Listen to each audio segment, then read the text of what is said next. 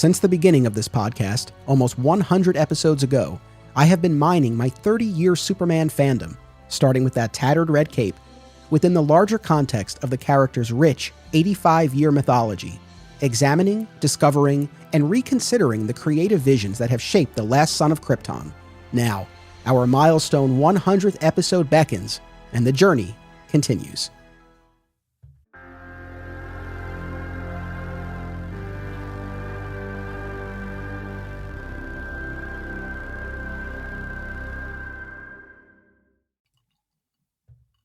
Welcome to Digging for Kryptonite, a Superman fan journey. I'm your host, Anthony Desiato. This is Electric Til 1 Million Part 1, and joining me to discuss the beginning of the Electric Superman saga is returning guest, sweet Bernie Gerstmayr. Welcome back. Hey, Anthony, it's the beginning of the end of the Triangle era for you. I know. This is very bittersweet. Each year so far on this podcast, we've done one big multi-part Triangle era event. We did Crisis Till Death, Death Till Wedding, and now Electric Til 1 Million, where we look at the core Superman titles as well as what else is going on around the DC universe and even in other media with Superman. So this is the third and final of these huge events, because once we finish up 99 or so, we head into the Jeff Loeb and Joe Kelly era, which we've already covered on this podcast way back. Those episodes 2 and 3. It's a favorite run of mine, so I knew when I started this podcast I had to cover that right away. So that's not to say we won't ever, dip our toes back into the waters of the Triangle era. I'm sure something will always pull us back. But as far as these big events, this is the last one. And normally we do them in the fall, but I just came out of the last one kind of ready to get into Electric Superman. I didn't want to wait another year. And of course, we're coming up on the 100th episode, and there was just this gut feeling of like, no, you gotta finish this before that milestone episode. It was just a feeling that I had. So we're here. I'm very happy to have you here 2 weeks in a row. I know. I'm excited. Yeah. Renee had asked me what are we doing Saturday night? I said, I'm doing a podcast. She goes, didn't you just do a podcast? I was like, yep. It wasn't even. She's like, okay. So her and Lana are having mom daughter watching a movie time, and I'm sitting down here enjoying another weekend with my brother from another mother, Anthony. Well, please thank them for me for allowing me to steal you for this Saturday night as we kick off this event here. Electric Superman is something that people have feelings about. There are some opinions. And I know you could say that about a lot of things when it comes to comics and fandom, but this in particular tends to elicit a strong response, as I'm sure you have observed yourself and maybe even feel yourself. Well, I mean, earlier in the week, you remember when I messaged you going, so how far in have you read so far? And you're like, oh, well, I got through Power Struggle and I was like, okay. I wasn't quite feeling it. It took me a little while to get into it. I understand. And we'll unpack it all. We'll sort it all out. We're, of course, referring to this period in the 90s when Superman's powers and costume changed. He became the electric blue Superman. Later in this story, he'll split into red and blue versions. We'll get there. But we're starting with the electric blue. Very quickly, I'll lay out the specific issues that we read. So if you're going by the triangle numbering, we're in 1997, and we read issues 1 through 27. We gave you a little bit of a break. I know you skipped a few in the middle there, but we'll touch on those quickly. But we'll unpack the most relevant, important issues.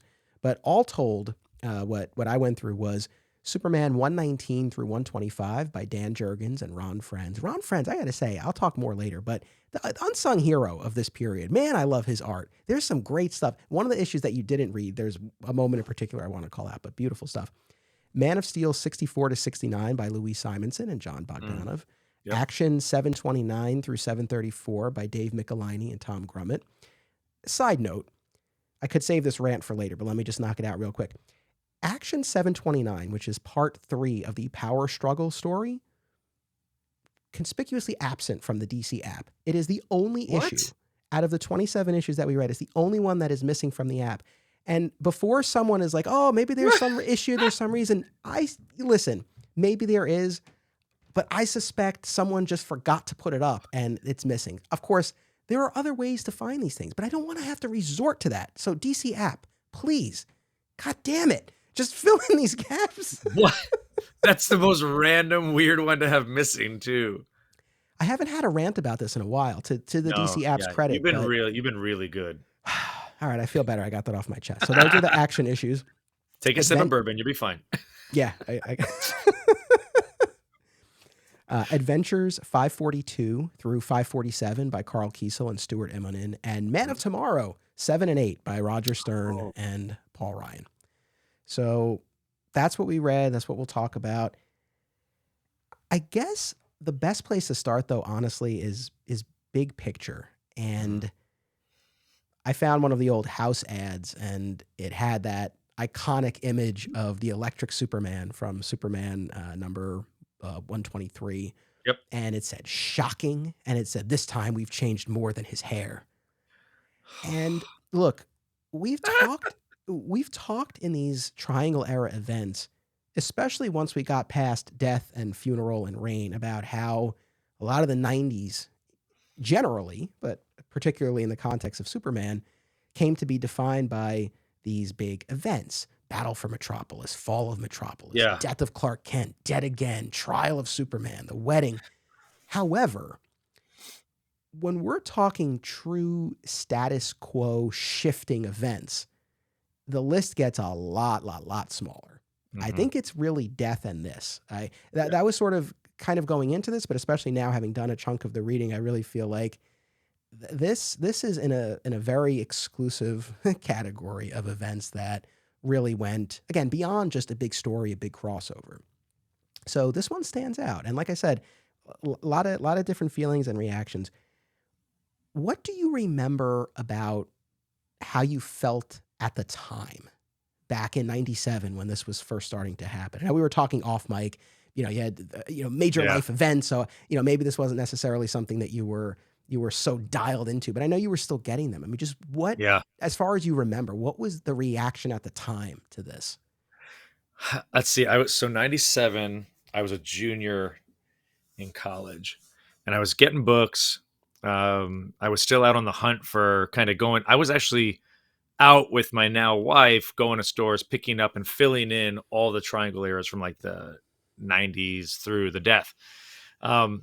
I definitely felt when this happened, I remember literally saying out loud, "Oh, it's just hype." Like it's like a, what's it called? Promotional. Like they were doing a thing to get more readers, a gimmick. Exactly right. Which a lot of people said about the Death. Like they falsely said that, like, "Oh, it's just a chance to get people on." No, that was a big deal. This to me just felt very gimmicky. Like, oh, we need to do something different because I'm sure sales were dipping after that. We've talked about this post Death.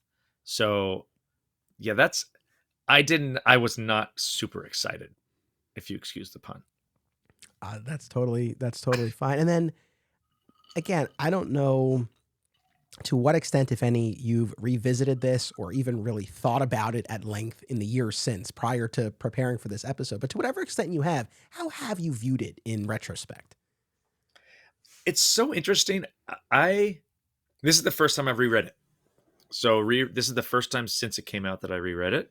I don't know why, but I was more excited about like the action figures and the Funko Pop. I think it's a cool look. I think it's a cool idea. But for me, that's kind of where it was. It's like, oh, neat. It's like a different version of Superman. To me, I would have been cooler as an Elseworlds than a continuity. But that's not how it turned out. No, fair enough. I agree with you about the merchandise. I had those electric red and blue figures from that JLA line. Yep. I wish I kept them. I don't have them anymore, but I do have, you can kind of see a little bit of it over my shoulder, but the electric blue Funko Pop. And I should have had the red one by now, but it was delayed and I ended up having to reorder it, and it should be here by the time I get to that part of the reading. So I'll make sure. I didn't know they did a red one. It was a convention exclusive for New York Comic Con. Wow, fancy pants. Look at you. So it is out there. I'll say real quick, and I'll show this for people on YouTube while we're talking pops, and while literally it's within reach as we're sitting here. I picked up the composite Superman Batman. That's awesome. Is that an exclusive? That is an exclusive. I think it's Entertainment Earth, I want to say. I'm not positive. Oh, I love it. I love it. But the composite Superman Batman in and of itself doesn't really hold a ton of meaning for me. The pre-crisis story wasn't something that really did anything for me. Jeff Loeb played with this in the Superman Batman run, so I have that sort of familiarity with it. But the best part, and I know last time we talked about fatherhood and our children and everything, my son thought this was the funniest thing, and I knew he would. I unpacked this the other day, and I was like, look at this. What? It's like half Superman, half Batman. He's like, what? That's crazy. So he thought this was endlessly amusing. So it was worth it for that in and of itself. Of course, I kept this sequestered away down here in the studio, but I'll bring it back up. First of all, there is a Superman blue T-shirt, which I found that out, which I did not know. I was like, I might look into that one. But yeah, the Funko Pops with the Superman versions have been great. Like the Grant Morrison, Howard Porter, JLA line. I love that Superman long hair version. It looks so good. That one is in the display case behind me. We'll be busting that out too, because we're going to cover the Morrison JLA. We got this event, man. This is going to be. I love that run is so still good.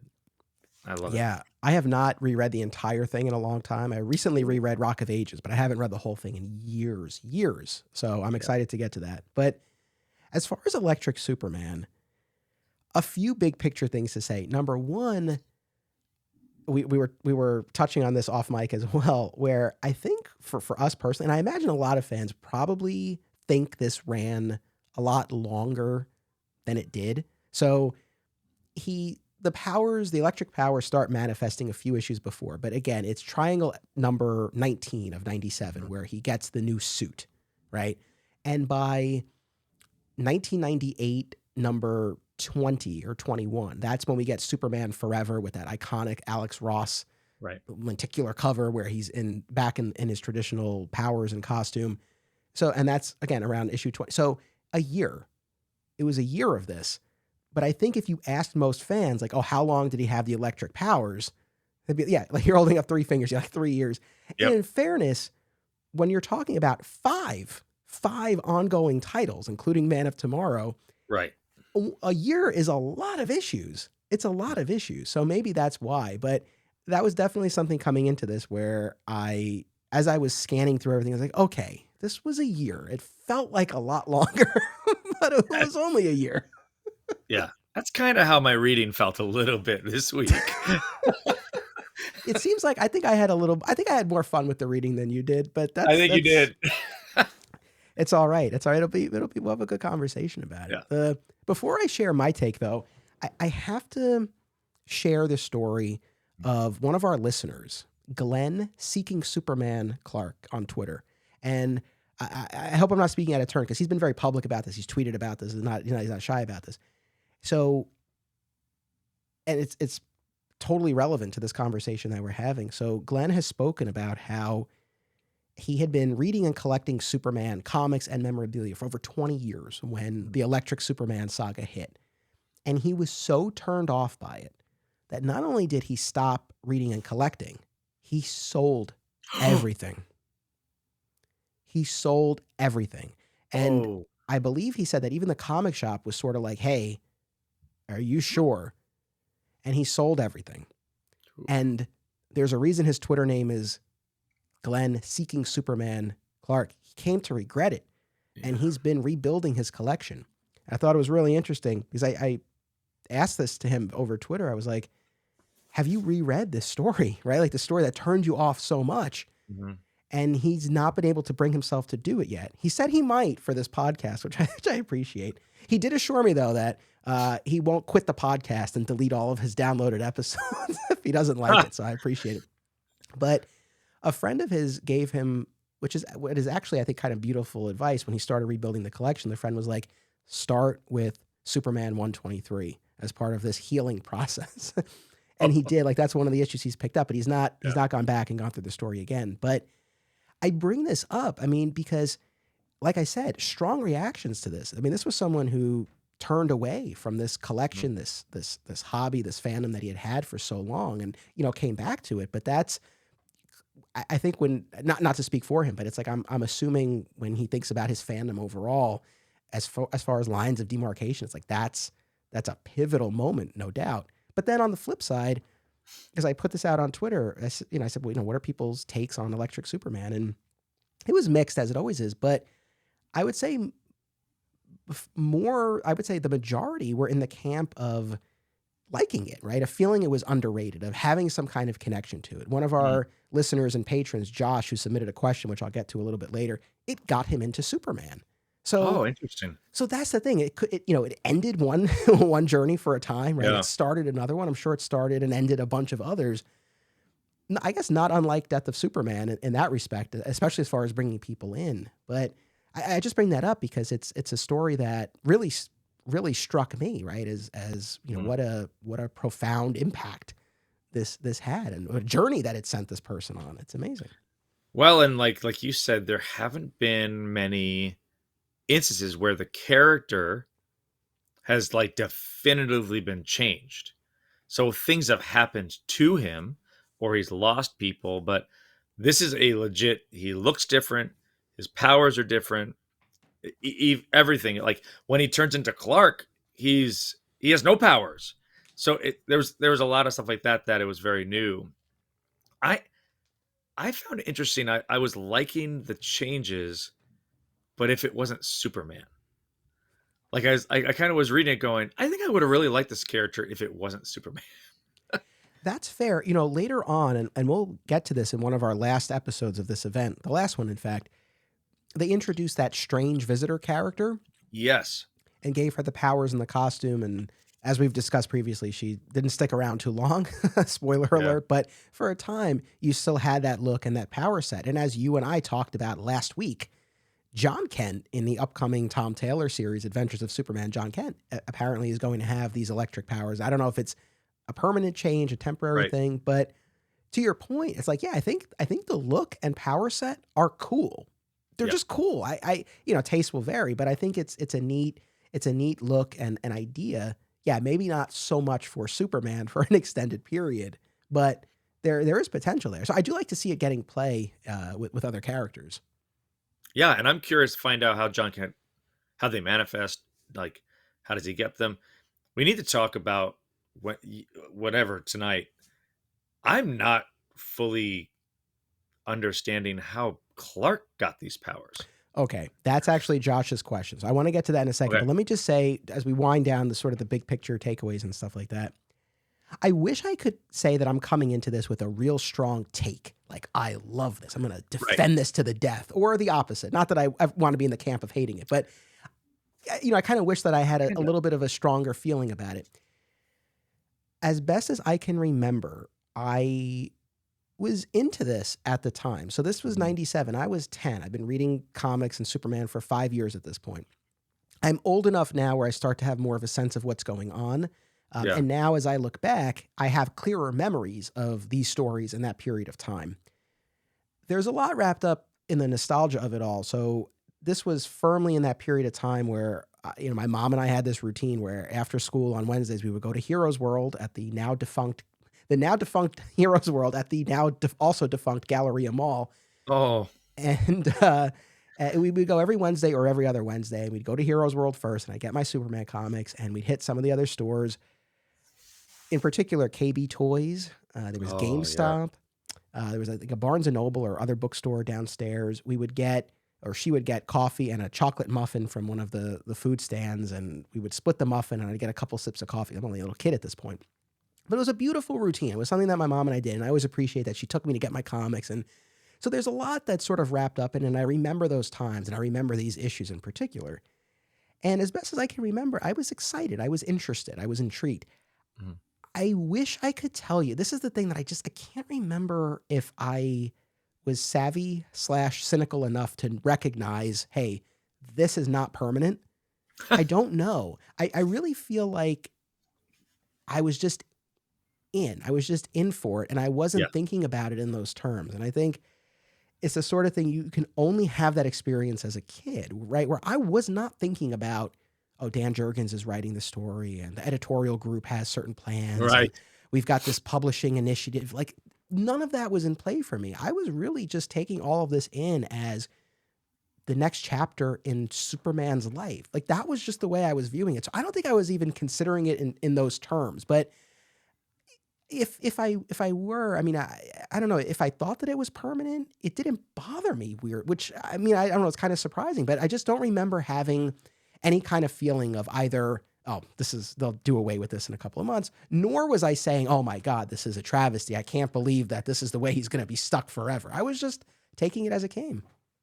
I will tell you, like, that description, I feel, is what would be so much healthier for all adult comic book fans right now.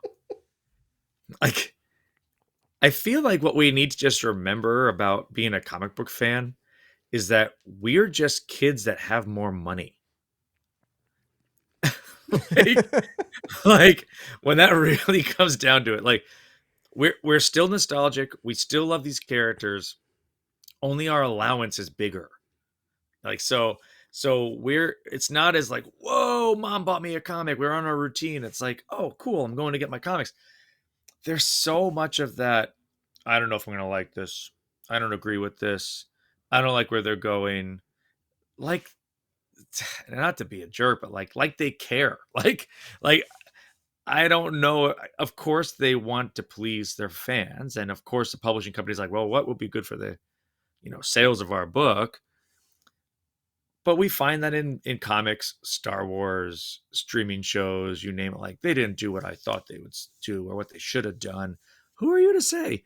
Just be happy we have more content and just go with it. You know what I mean? Like if they decide to give Superman a tail, I don't care. Like just go like, all right, they're trying something different. Let's go with it. And let's see where it goes. And maybe we're gonna like it. But guess what? We got a year more of Superman comics. Because they could actually, at any given time, stop doing that. So I feel like our fans need to think like Anthony on his routine with his mom, like excited about just getting books and reading books and being that nostalgic kid side of us and not the I'm entitled kind of side of us. Well said. Well said. And I mean, we could go on about this. There's a lot to say, but you said it Yeah, perfectly. And one of the things is that not every story, not every interpretation needs to be for all of us every right. time, right? Sometimes stories are geared towards, maybe bringing in a new reader or a lapsed reader or, whatever the Yeah. case may be. So there's that. And we've all been around the block long enough to know like stuff comes back around. So if you don't like one take, something else will be there. There's always older material to dive into. And I think, certainly what I think has become a theme over the course of doing this podcast is, I've definitely become a lot more open-minded and I've gotten better at understanding where stories and creators are coming from and what they're drawing inspiration from and what the intent is. And I think the only times I've really been like annoyed is when I feel like something is either not well intentioned or is just really not executed well. But if it's a matter of, hey, I just didn't agree with this choice, that's not necessarily a failing, right? And I can recognize it. Like I can say, like, Yeah. look, I wish the story had done this instead of that, but without that sense of entitlement, right? Like it's just, Yeah. it's a choice that a creator made. It is what it is. So yeah, Yeah. all of us, myself included, right? I think we could all stand to be just a Oh, little, like relax a little bit and be a little more open minded with everything. yeah. As a music teacher, I tell my students a lot, like part of being creative is taking risks. So like whether you're playing clarinet or you're doing something on a drum set, just go. Like try something, put some more air through the instrument, try to make something special. And sometimes it doesn't work if you fall on your face. And for some people, Superman Blue might have been a fall on the face. But they took a risk and said, "Hey, let's try something new." I didn't see anybody else sitting at that table. Like everybody, they had creative teams going, "What can we do that's going to be different?" maybe special for some, and it was special for you. You're like, oh, cool, this is really neat. I love this cover. How cool is that? Oh, is a sonic boom every time he leaves and he freaks out people around. Like, again, breathe and enjoy and take a creative risk and go with the risk and go with the flow, and then sit back and go, it's okay if I didn't love it, but I like that they tried something.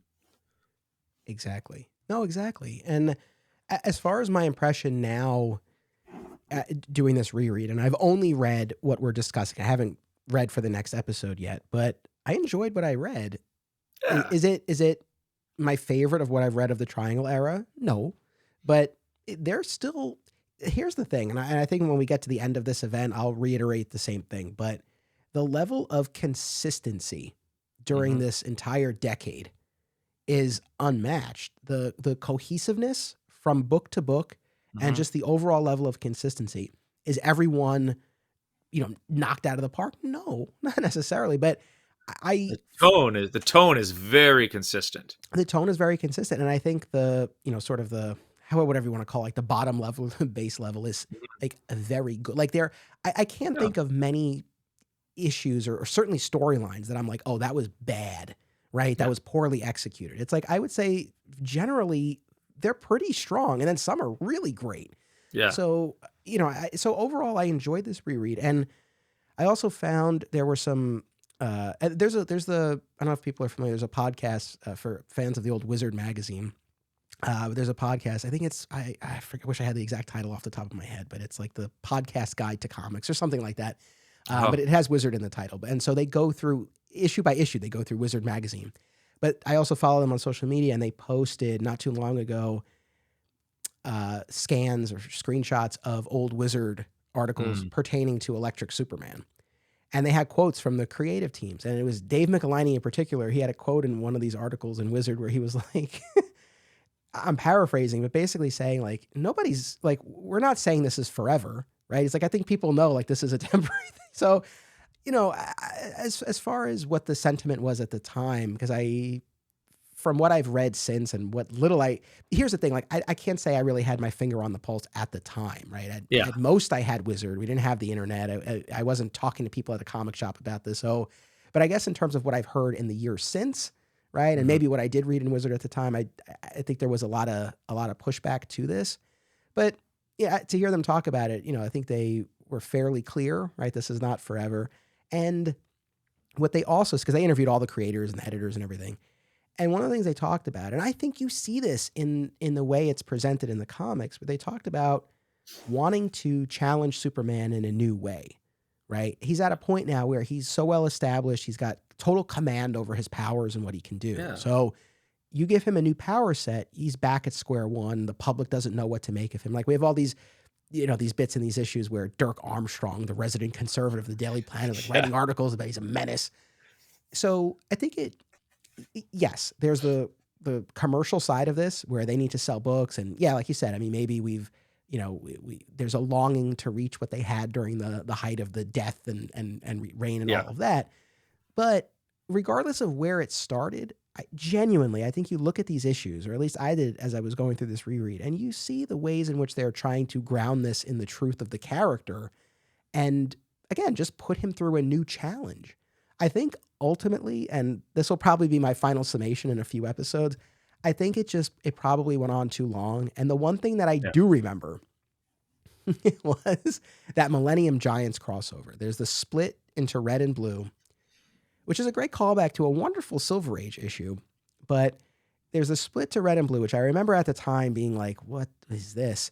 And then that Millennium Giants crossover, that was really sort of the breaking point. I didn't stop collecting and sell everything, but I was, they were really losing me at that point. So I'm a little nervous about getting to that point in my reread. as are you. I will tell you. So I started collecting again after being a kid in the 80s, as you know, when Death came out. So from 93 to Millennium Giants, I was in. I had everything. I stopped buying Superman comics after Millennium Giants for a solid year. Like, I think it was Worlds at War that brought me back, maybe. But is that 01? I think it was around that. Yeah, I think that might have been 2002, but yeah, that Yeah, but was it was very early 2000s. at least a year. And even my wife was like, "Are you okay?" And I was like, I just can't. I just can't. I can't spend money on this when I'm not enjoying it right now, and I'm gonna take a break." And then I got back in. Of course, the purist, I was like, "Ugh, I got to go back in and fill the stupid issues," and I got it. So, but I wasn't. I didn't go the "you're all dead to me" and I sold everything. I just was like, I just need to put it on pause because I can't support. I don't enjoy reading these right now.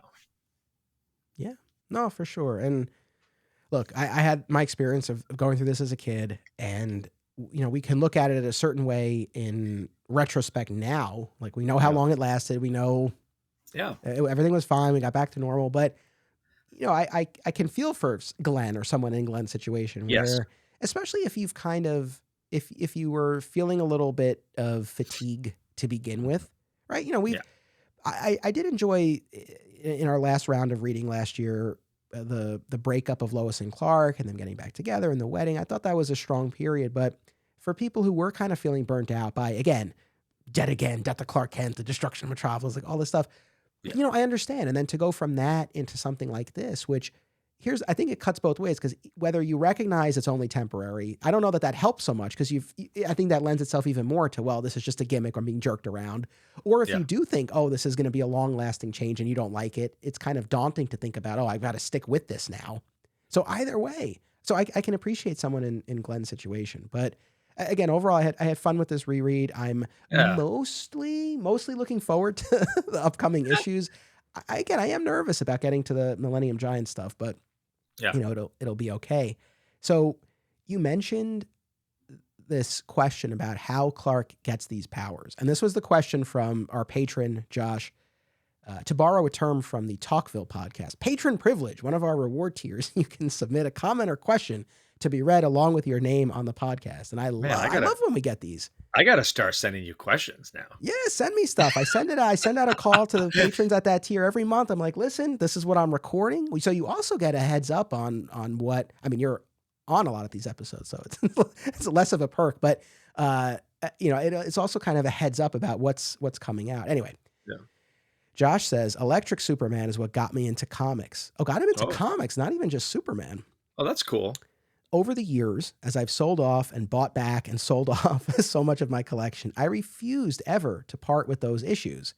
But, and this is where your question, Bernie, comes into play, but gun to my head, I don't think I could quite explain what happened there.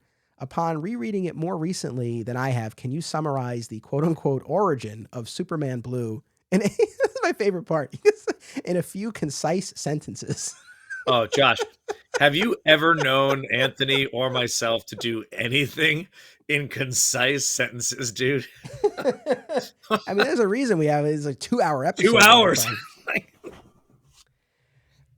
Although I All think right, in you can this, try it. I'll keep tabs on you. You go. You get 3 sentences. You can do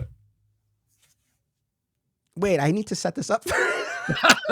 it. That's the problem. There's always a lot of table setting.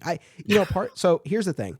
This question made me laugh, and I wrote right back to him, and I was like, I totally know what you mean, Yeah. because I think this is something that has always been a bit nebulous. There's an issue coming up. It wasn't in what we read, and I was scanning through other issues coming up beyond this to see if I could find it, and I couldn't. But I know I'll get there because I remember this. But there's a scene in one of these books. It's not in the trade. It's in like the reading beyond this. But Right. And I'm just looking for it because I'm curious when it started. But go ahead. so there's an issue at some point where Professor Hamilton gives as concrete an explanation as we ever get. And as Oh, best as I can recall from the 10-year-old kid who read this, something about Superman becoming susceptible to some kind of energy wave, and that's what changed him. It was even then, even in that explanation, it was kind of nebulous.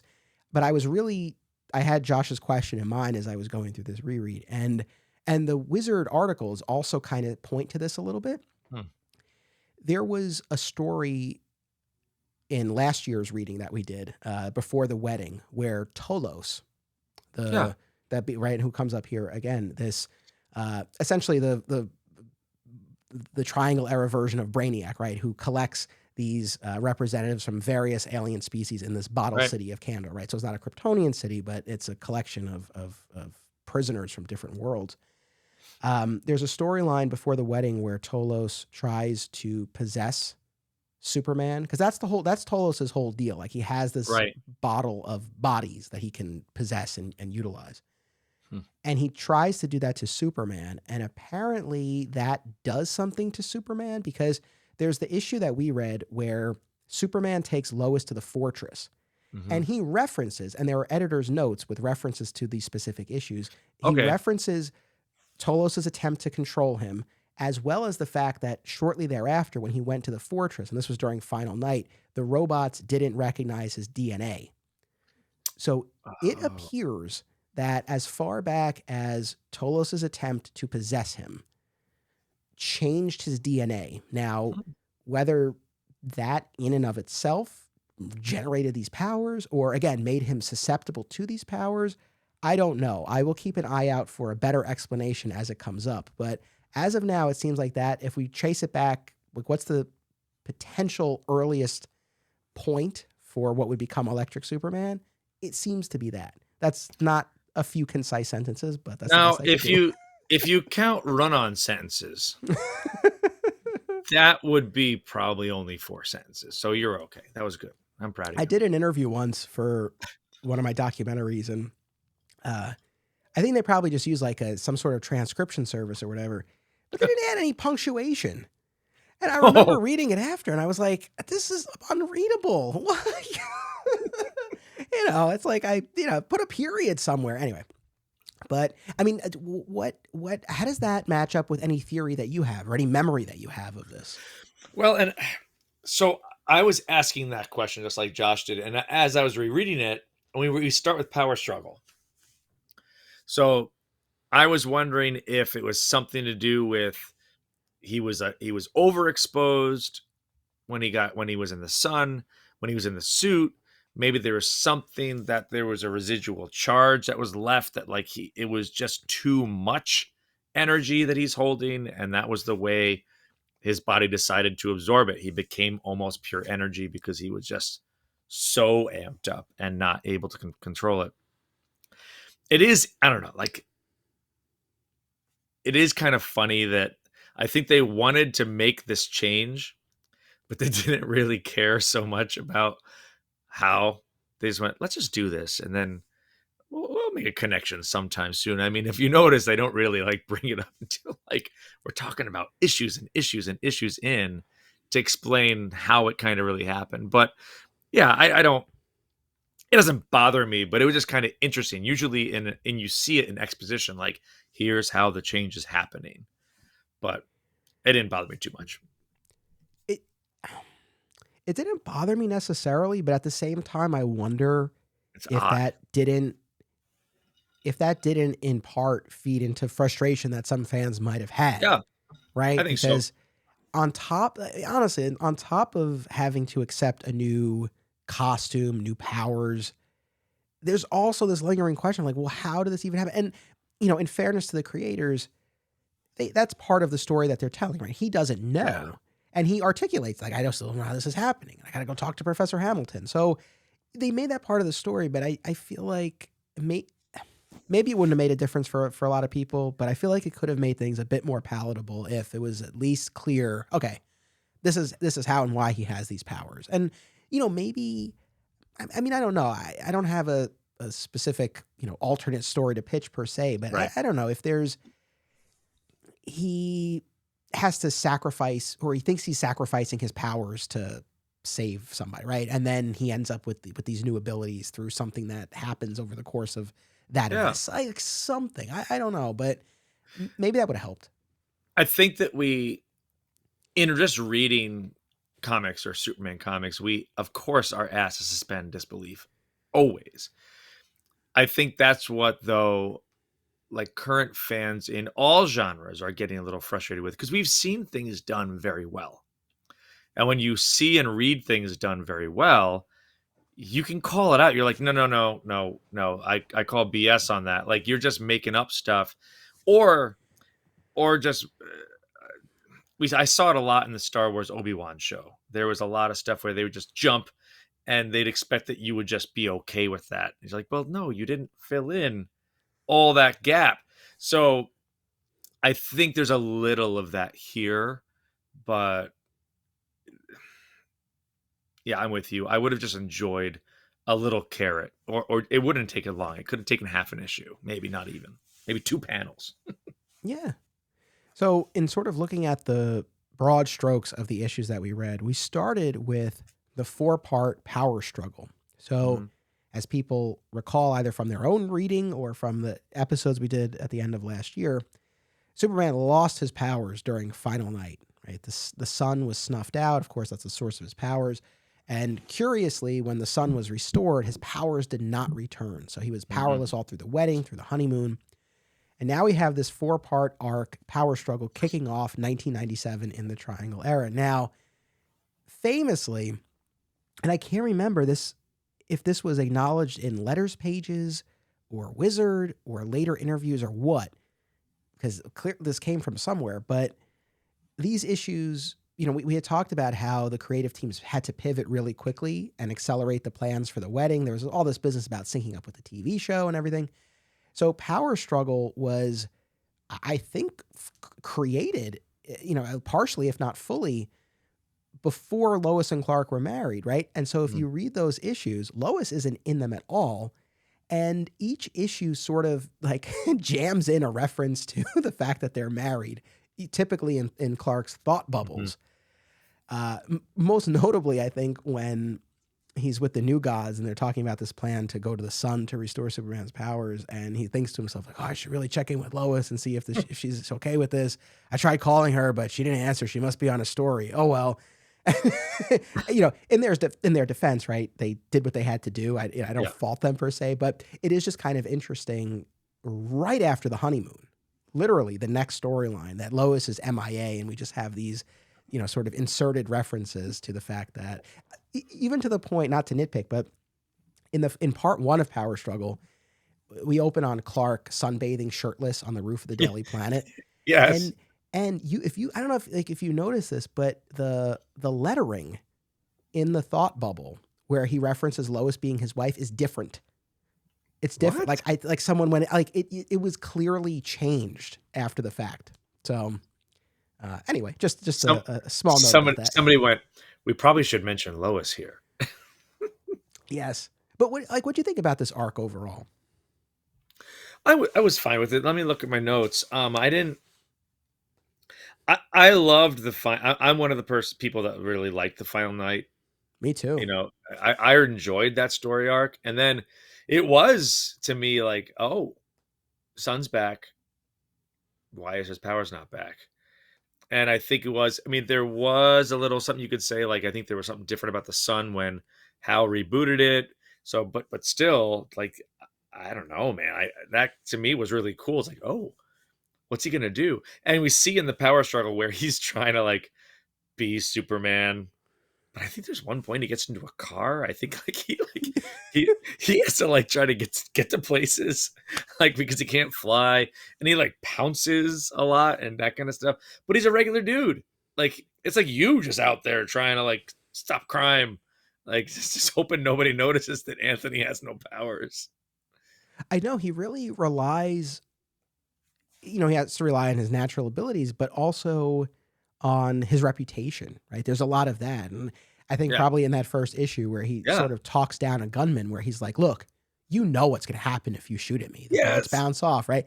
And the guy buys it, but it's definitely a risk. I like this arc. This was one of the ones that sort of always stuck with me from reading it as a kid. I liked, I loved when, I think it's in part 3, when he goes to the fortress, right? And he tries the Kryptonian rejuvenation pod that had brought him back to life after dying at the hands of Doomsday. If you didn't know this, everybody, Anthony really enjoys Black Suit Superman. So I saw that cover because I'm reading the original issues, and the third, I'm like, dude, look at these, doop-a-doop-a-doo, Black Suit Superman. This is why Anthony wants to talk about this. This is why. I got excited too. I love that. I love any time we can see Superman in the black suit with silver. Yeah, I love it. You know what I thought was interesting? We talked about Morrison's JLA. That hasn't happened yet, but that's like coming Yeah. imminently. But Yep. what I thought was interesting is Superman's really on his own here. Like in part one, he's breaking into LexCorp, right, to try to access Yeah. Lex's technology, and he runs into the Legion of Superheroes, right, who are trying to get back to their time, and then they try to help him. Take him to they take him to outer space. They're near the sun. They put him in this suit and try to funnel energy in. It doesn't work. But I just thought to myself, wait, man, this is a different state of the DCU than we would get very shortly thereafter than we would get today. Yeah. Like if this story happened now, he would instantly be in the Watchtower with Jean running tests on him and Yeah. everything, right? It felt like he was, I don't want to say on his own, but in a sense. And it's not that I prefer one over the other. I think it's just kind of interesting to get this different take where he's not as firmly enmeshed in the rest of the DCU, right? And he has all of these people and resources at his disposal. Like he's really he's got Emil Hamilton, and again, he stumbles upon the Legion. He, knows enough, I guess, in the next issue to go to Cadmus. But again, it's just, sort of a more individualistic version, I think, than we will get later, where it's more of this DC community. Yeah. I was thinking about like what was else about Power Struggle that really struck me with that transition into this kind of as a new era almost. Like we're leaving Final Night, we're going into another long arc. We know what's coming. It was an interesting connection between what Superman was going through and what Perry was going through. Yes. Because you see like Superman trying to figure out, I've had these powers, I don't have these powers anymore, I need to figure out how to function. And then you have Perry, who's always this like strong, brash, like go get him. And cancer is like whittling away at him. He's getting weaker and thinner, and the chemo's really getting to him. It was just a really interesting parallel at the exact same time. Yeah, I agree. I like that a lot. I love, that scene in particular where, Perry, catches Clark sunbathing on the roof, trying to Yeah. restore his powers. And, Clark has to think on his feet, and he's like, oh, back on the farm, I would just stand out in the fields and soak up the sun. But yeah, I think, Perry articulates some real fears to Clark. This whole cancer story, it's been tough to watch Perry go through this. And thankfully, over the course of the issues that we read, he goes into Right. remission. The cancer goes into remission. They really Yeah. toy with us for a little bit where the doctor calls and he's like, listen, Perry, this Yeah. isn't news I give over the phone. It's like, oh my God. Like, And then there's like a whole issue, I think, where it's not acknowledged. And then the one after that, he says to Alice, he's like, listen, I got He's in news remission. from the doctor. Like, I got to Yeah. tell you. But then again, we cut away. It's like, God damn it. What's the news? Yeah. Tell me what's up. And thankfully he's okay. But I really like this arc for Perry, and I like when Perry has anything to do. I wish it weren't this, but I thought this, and I think it opened up this avenue to show a more vulnerable side of this typically gruff character, which I Right. appreciate, and also to have these points of connection with Clark. And I think also knowing that this arc was created or intended, when Lois was out of the picture, right? For Perry to kind of serve that role of being a bit of a sounding board, even though he doesn't realize the extent to which he is doing that, I think is cool. So yeah, I thought that I like that a lot. I like that a lot. I think the biggest thing about this Power Struggle arc, and I know from when we're recording this, you haven't heard this yet, but the audience will have heard by now.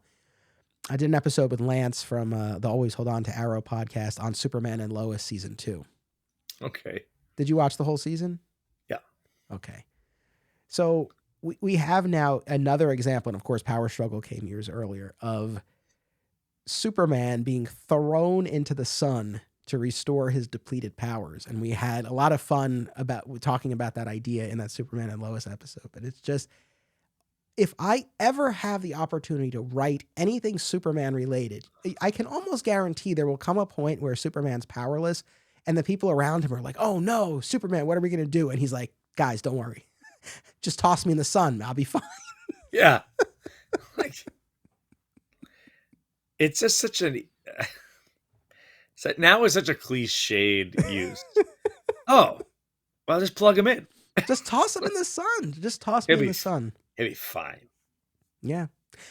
You know what it is? I think there's something beautiful about that, what has now become a trope, I guess, where it's the science is amorphous enough where it's like, Yeah. sure, like it, we can connect the dots, but and it's like, yes, we know that he's not going to die, but the No. suspending our disbelief, it's dangerous, right? So there's this moment where he's tossed in. It's like, you don't know. And then he emerges stronger than ever, and it's this moment of triumph. So we got another instance of that here. I need to be keeping a tally of this. Smallville did it at the end of the season 8 premiere, where Clark's dying and John Jones flies him into the sun. I mean, we don't see much of it because the show was limited in that respect, but he went into space and went into the sun, or at least near the sun. Superman and Lois season 2, like full on thrown into the sun. Here he's thrown into the sun. Yep. I'm surprised Zach Moore doesn't have a tally on that one yet. I'm like, he keeps a really nice running tally of things that happen throughout. Well, that one would be sure. I mean, I think on the run of that show, that was the only time. But as far as the Superman mythology overall, I mean, we've had a few instances of it. I mean, even Superman Returns and Batman v Superman, I mean, it's not to the extent of going all the way into the heart of the sun, but you still get those moments of them in space, soaking up those rays and recharging. Yeah. Christ, you gotta get the Christ pose going, man. Going full Christ on the sun. Yeah. Yeah, we didn't have that here, but anyway, like I thought this was a cool arc. Again, sort of showing how he had to be a little bit more resourceful and everything, and ultimately getting them back through the power of the sun. So that sort of kicks things off. And you had me read number 5, which wasn't officially Power Struggle, but you had to punish me with a Maxima issue. I did. No, I didn't though. I said because where did you read? How did you read? Did you read on the app? No, I read my actual issues. Oh, okay. No, but I had just said Power Struggle. I didn't mean to subject you to that Maxima. I swore you said 1 through 5. I was like, okay, I read 1 through 5. Well, maybe it might have been a typo. If I did, I apologize. Damn it, Anthony!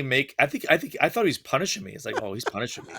He's making me read a Maxima issue. So it's this Man of Tomorrow, this issue of Man of Tomorrow, where Lois and Clark are enjoying some time at the boardwalk, and they run into the carnival. Morris, and then Maxima attacks. I don't know if you have strong thoughts or feelings on Maxima, because she had this whole heroic turn. She was in the Justice League, and then she's back to chasing after Superman and causing destruction, and the issues that we had sort of absolved you from reading. She joins the new Superman Revenge Squad. Did you feel like that was a kind of step backwards for the character? Because that was kind of what I was thinking as I was reading. Well, that's because she starts off. Isn't she originally with Mongol way back? Like, I feel like they met on Warworld way back, and I could be off base, but I remember that she was looking for a mate, and I feel that there was maybe it was Panic in the Sky. I I forget. Well, she ultimately turns. She was She mixed turns up in- good. yeah, and that's what in Panic in the Sky, like she has her turn to good. Right. I can't. She was remember exactly. originally like kind of rough and bad, and she was like a warrior princess, and she didn't kind of mind killing people, but then she was looking for a mate, and then things turn around. She's in the Justice League B team that we don't like to talk about, and then she even mentions, I think at one point, like she was like fighting Doomsday, and she couldn't help with that. But then, in this issue, it's like, oh, now I'm going to go back after Superman. I was like, what are we doing here? I'm like, Anthony, you're killing me. I know. I'm sorry. I mean, I can't say that was my favorite issue. And then very shortly thereafter, she joins the new Superman Revenge Squad, which is rough. Riot, Ugh. Barrage, Anomaly, Misa, if I'm pronouncing that correctly. I think that's everyone. I don't know that I don't think I've left anyone Misa, out. that's a Jar Jar Binks word. That's not a character. That's not. Yeah, Misa. That's how it's spelled. Unless no, it's like Misa really hate this. Misa really hate this whole arc. You know the Furies, like I'm conflating some stuff, but it ties into the Fourth World characters and Habitat. Oh yeah, group. Yeah. Yeah. Okay. And she's the daughter of a couple of the characters there, and she's very rebellious and that. She pops up in the power struggle at Cadmus. She's the one in green, yes, right? Who's causing all that trouble. And then, though they're not part of the Revenge Squad, we do get a couple of other issues before the whole transformation with Cauldron, Mm-hmm. this peacekeeping robot with I remember cloned. that cover. I Yeah, really remember that cover. It's like he's like the whole thing. There's like silver all the way down the cover. Yeah. exactly. And then another new villain, Rock, who was a guy who was subjected to experiments by LexCorp and turned into this rock-like creature and sought revenge against Lex. Yeah. They got really creative with the name of that character. Yes, yes. It's funny. The description refers to him as Carbide, but in the issue they only refer to him as Rock. So I don't know, but I don't know. Kind of all I have to say about that batch of issues was these are not, in my opinion, the strongest villains. I think there's a reason they didn't stick around. They didn't necessarily make for the most compelling stories, and the whole Revenge Squad 3-parter, it plays out kind of how you would probably expect, right? It all falls apart because they can't work together. Right. There's comes a point where it looks like they've got the upper hand, but it all falls apart. But in fairness, because I was looking on the bright side here, I can appreciate the attempt to Yes. expand the Rogues Gallery and to Yeah. introduce new villains. And for every conduit, I love, there's a barrage or an anomaly or whatever his name is. So, I can appreciate it, but it definitely, those were not the most memorable stories. That's why when you were like, I'm really pressed for time, like, you know what? Hit Power Struggle. And then we could jump to the transformation. It's okay. It even with it's interesting. Even with the books I did need to read, you had said this, and I agree with this. I don't think any of this is a bad read, but it does. And even in the ones that you're talking about, the ones that I didn't get to fully reread, there is a very soap opera vibe. Like there's always three main things happening in each book. It's very formulaic.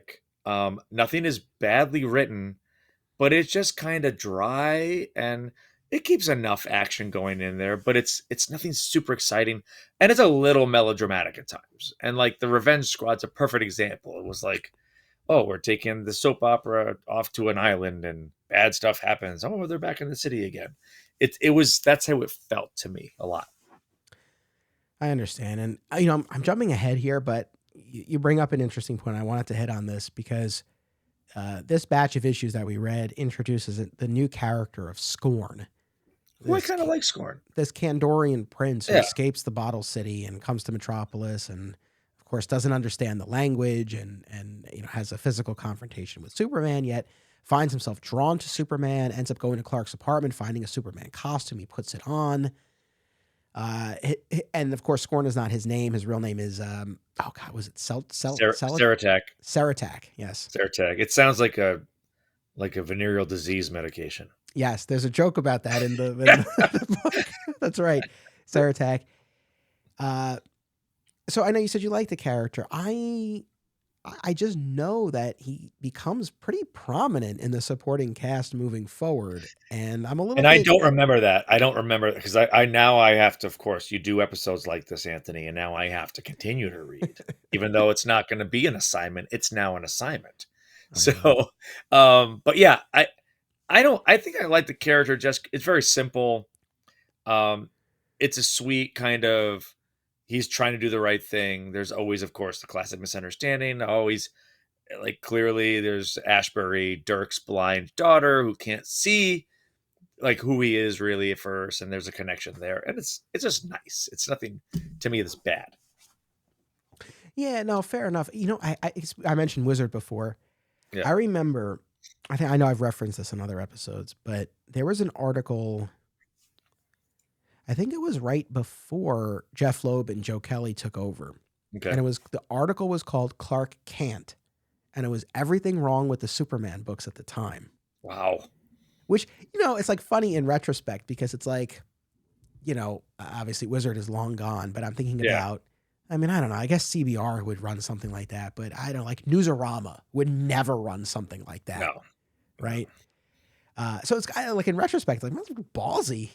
That is ball. Like it's like, all right, guys, settle down. It is a very clever title, but settle down. But as a kid, I remember reading that, and this was probably around Millennium Giants time, and I probably was feeling this a little bit. And one of the things I've long since parted with my wizard issues. I don't remember all the specifics, but one of the things that still stands out, they did call out the ballooning supporting cast and how the Mhm. supporting cast was overshadowing Clark and overcrowding the books. And it's interesting because in all of these episodes we've done in these Triangle era events, like I've been singing the praises of the supporting cast, and I continue to do that, and definitely everything we've read so far. Like I think that's the hidden gem of this Yeah, run, the secret weapon, right? Like that's what makes this stuff work because you're building out the world of Metropolis, you're building out this right. cast, like you care about what's going on. And in these issues we have Jimmy Olsen's continuing spiritual downfall as he's selling out and he's Yes. working for GBS, and Yeah. he's losing his integrity, and he's not being the person we know he can be. We talked about Perry White's cancer. But again, Simone, yeah. let's listen to what you're saying. Like, tell me that's not a soap opera. Yeah, Like, yeah, yeah. No, I don't like. No, that's the thing. I don't disagree. But yeah. oh, and we also have. Oh, it's so good that you're here for this because we have Simone. Remember Simone, the French woman who showed Clark the ropes in more ways than one. Showed him the ropes. Yeah, listen, she made him a man. Yeah, We I talked think about he this. showed. I think he showed her the rope. But we talked about this when we talked about the 0 month after 0 hour. We got more of Clark's backstory as he was Yeah. traveling the world, and he was in France and was working with Simone. And she comes on now as this new marketing consultant at the Daily Planet. Yes. And we have Dirk Armstrong, again, the resident conservative, which is really funny because I feel like compared to what exists today, Yeah. Dirk is Oh, real tame, real oh tame yeah. conservative. I I thought of that. I mean, thought of that too. Yeah. it's like he doesn't like rap music. He's like, oh, this conservative. It's It like, was the well, 90s. It was the 90s. Everybody keep in mind. yeah, yeah, no, for sure. But that made me laugh. All these loud people were hiding still. And then his daughter, like you said, Ashbury. Yeah. So I lay all of that out just to say that again, I've really been a big fan of the supporting cast.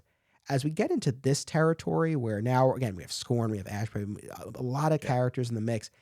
I do have that article in the back of my head, and I don't know. Like we'll see. Like that's one of the things that I'm kind of curious about as we're moving forward because when Loeb and Kelly took over Superman and Action respectively, Yeah. that was one of the things they really dialed all that back. I mean, it really focused more squarely on the more traditional cast.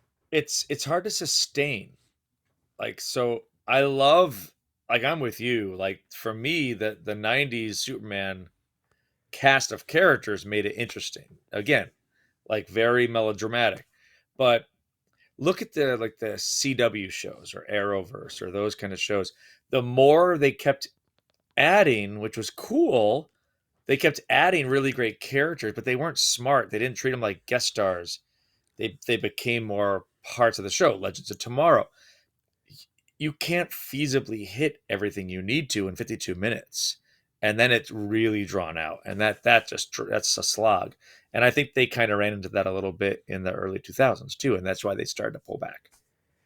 I know that is I think that's a great comparison. That's one of the biggest issues that I've had with those shows is just Yeah. again, the supporting cast, that everyone's a team, right? It's all about the superheroics. They're all in the bunker. Yeah. Most of them Yeah. become superpowered beings, Right. in their own right. It's the whole thing. So Like season 1 of The Flash is almost a perfect season. And then they had to just start bringing more people in. yeah. I will say I had mentioned before, there's a one-off by Jurgens and friends about everyone sort of imagining what they would do if they had the powers of Superman. Two things real quick. One, throughout the issue, essentially everyone sort of thinks about it in more selfish terms. Hmm. Lex's fantasy is probably very easy to guess, right? He's subjugated the world. Perry White, so this is one of the things I wanted to mention. Perry's is he would have used it to essentially to help people, but more in his journalistic pursuits. Oh. But what was beautiful about, but he talks because he's having this conversation with Clark, and Clark essentially says like, oh, like, wouldn't you wouldn't be a hero or something like that. And he's like, well, being a journalist is a hero, something to that effect. So he made a larger point, but I bring this up, and I mentioned how much I love Ron Frenz. When Perry imagines himself as Superman, it's George Reeves. It's him as Oh, George Reeves. Like it's awesome. It's so cool. oh, I'll have to check it out. I got it I downstairs. I posted it on the Flat Squirrel Podcast Network Facebook group, and I also Oh, posted it okay. on Twitter. So Oh, look. for Okay. anyone who wants to take a quick look, so that stood out to me. But then the sort of I think the very nice postscript or the coda to that issue was the final person who Superman talks to, who imagines their life as Superman, is little Keith. And Keith is the one who talks about how he would stand up for the weak and he would take care of the bullies. And, it really sort of lifts Superman's spirits that it's like, oh, like someone else would sort Yeah. of do what I've done. And he, kind of reflects on the larger impact of being Superman beyond just saving the day in that instant, but more what it can inspire. So it was a nice little one off. It's really interesting. Did you ever get to watch Heroes? I watched the first season and that's as far as I got. Yeah. So like we were rewatching it, and it's very interesting. Like I watched I think the first few seasons, but Lana saw that it was on Peacock. She's like, "Oh, that's a cool show. Like, what's that about?" So we talked. She goes, "All right, let's try that." So we've been watching it and here and there. And again, first season is probably one of the best ones, but it is very interesting. It's kind of a cool, like, well, what would the regular person do? Like, if they found out they had superpowers, would they hide it? Would they be freaks? Would they be like attacked? And it's just some really neat answers to kind of that kind of issue would be kind of cool. Yeah. No, for sure. There's one other Jurgens one off that we can kind of maybe wrap up with that, but I want to dive more into now the actual transformation here. So we get about a month or so, Yeah. to your point, right, about the soap opera quality of this and the structure of all this, especially now reading and rereading so many of these issues and storylines and in a Yeah. relatively concentrated period of time. Like you can, and this is not a knock, but it's like you can sort of see, you could sort of put yourself in those super summits that they used to have, right? Oh yeah. Yeah. About like, okay, this is what we're building to, and we have to plant the seed. So it's like, okay, in this month's issue of Action, we're going to do this, and so on. And you can sort of see because you get a lot of the same beats, kind of. And Yes. we've talked about this before, but it is what it is. So the lead up to the transformation, Clark, his hand goes through the coffee maker, right? Yeah. A bullet passes through him, right, and hits an innocent bystander, right? He's Yeah. starting to, become immaterial. Things are phasing through him. The Yeah. electricity starts to manifest. It's essentially everything is going awry. We're not at the Yeah. point yet of the containment suit.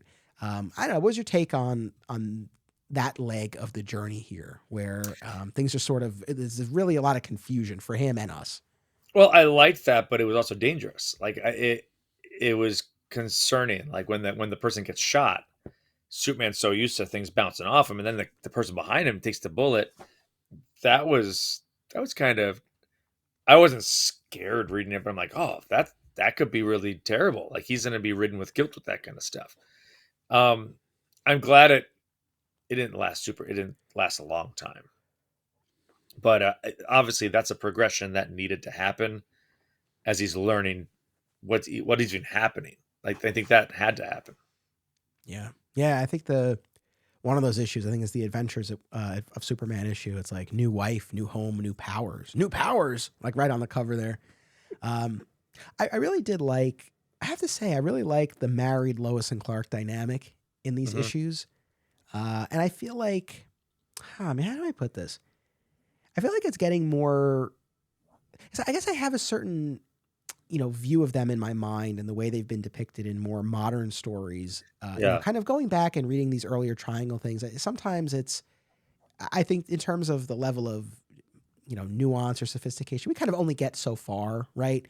And I feel like I don't know whether we're now getting deeper into the 90s and we're evolving a little bit, or the fact that they're married, right, and sort of barriers are sort of down now. I don't know. Like, I just feel like they're playing as more real to me. I don't know. It's hard to yeah, kind of put my finger on, but I really liked. I love that she's part of his world in this way, and the way that they're kind of there for each other and their banter yeah. and their new apartment, and he sets everything up at super speed. And I don't know. I enjoy their dynamic in these issues. Well, before they got married, there's the tension. Like there's a tension of either she doesn't know, then she knows, and then she knows, and it's a lot, and then it's understanding that she can't really be the sole owner of Clark, like Superman's, like for everybody. But what I kind of like about the change I think you're getting at is they're more cute. Like Yeah. she's a little more flirty. Like they're just kind and a cute couple together, and it's a little more romantic at times. But also they rib each like she ribs him, which is good. Like because that's real, like you're saying. Like we're past the tense stage, and we're definitely past the courting stage.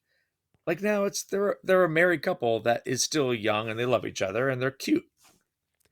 Yeah, no, I absolutely. I think they're fooling around in the storage closet. You know, they come out Yeah. at one point, and Allie's like, "I've been here for an hour." Like, so, no, but yeah, like stuff like that is good. I guess that's kind of another aspect that's more subtle. They're not as explicit about it, but you know, Hmm. it's like now they can engage each other in that way. I don't know if you because I don't you're not on Twitter, right? So I don't know that you follow I this. am Oh, you enough. are. Yeah, Oh, but okay. not a lot. Only on certain things, but not much. Because there was I know in a recent issue of Action Comics. I know our last episode we talked about Son of Kal-El and everything and Right. what's going on in the Superman books currently, in Action Comics 1050. But in an even more recent issue, John Kent, finds the War World costume, right? And we Right. learn that Lois and Clark have been Oh, having some fun with that. that's right. I forgot. And someone on Twitter kind of called Philip Kennedy Johnson out for that, and basically saying, it's I forget the exact Because they're phrasing, role but playing. Like, essentially like this is an inappropriate use of the characters and things like that, and it's like, and okay. Philip Kennedy Johnson very quickly and rightfully, I would argue, shut this person down, and it's like, just as a side note here, it's like, yeah, you should show these people having like a fun, healthy sex life for a variety of reasons. One of them being, sometimes, not sometimes, I think a lot of times, right? The argument against marrying off these characters is it Yeah. ages them, it makes them seem boring, right?